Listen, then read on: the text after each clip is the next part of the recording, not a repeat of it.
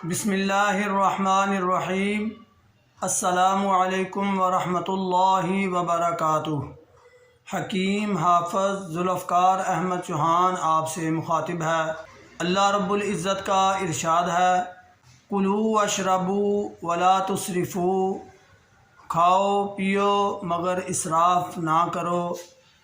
آج ہم جس موضوع پر آپ سے گفتگو کرنے والے ہیں وہ ہے منہ کا آنا، یعنی یہ باتیں جو ہیں یہاں سے ان کا گل جانا۔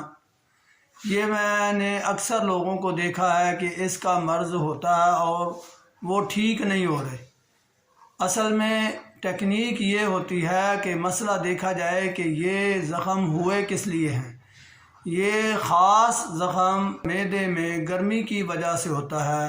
جب معدے میں گرمی خشکی کا اثر زیادہ ہو جاتا ہے، تذابیت پیدا ہو جاتی ہے تو یہ مسئلہ ہو جاتا ہے۔ اس کے حل کے لیے میں آپ سے گفتگو کروں گا۔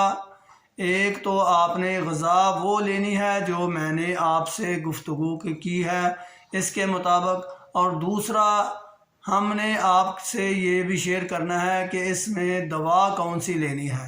تو غذا کے طور پر کدو، ٹینڈے، شلجم، گاجر، کالی توری، پیٹھا، یہ سبزیاں استعمال کرنی ہیں، اور ان میں مسالہ کالی مرچ، نمک، ادرک، ہلدی، لہسن، زیرہ سفید یہ مسالہ ایڈ کرنا ہے، اور ساتھ روٹی وغیرہ کھا لیں، چاول سے پرہیز کریں۔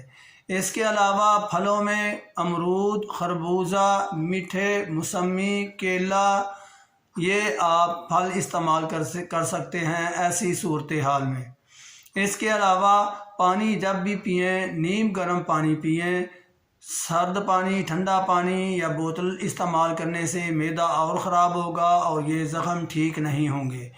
دوائی کے طور پر میں آپ سے عرض کر دوں، سونڈ، سونف یہ برابر وزن لے لینا ہے، اور ان کی مقدار کے ہاف میں، یعنی اگر سونڈ 2 تولہ ہے، سونف 2 تولہ ہے تو 1 تولہ سنا مکی آپ نے اس میں شامل کر لینا ہے۔ یہ تینوں چیزیں پاؤڈر بنا لیں۔ اس پاؤڈر کو صبح، دوپہر، شام استعمال کیا جائے ایسے مریض کے لیے، تو یہ بالکل مرض ختم ہو جائے گا، مریض بالکل ٹھیک ہو جائے گا، منہ کا آنا دوبارہ ہوگا ہی نہیں۔ لیکن اگر آپ یہ پرہیز بھی کریں اور دوائی بھی استعمال کریں اور دوسروں کو بھی بتائیں تو انشاءاللہ آپ کا بھی فائدہ ہوگا اور لوگوں کا بھی فائدہ ہوگا۔ اگر آپ چاہتے ہیں کہ ایسی ویڈیوز آپ کو روزانہ کے طور پر پہنچتی رہیں تو میرا یہ چینل ضرور سبسکرائب کریں۔ وما علینا الا البلاغ۔ السلام علیکم ورحمۃ اللہ وبرکاتہ۔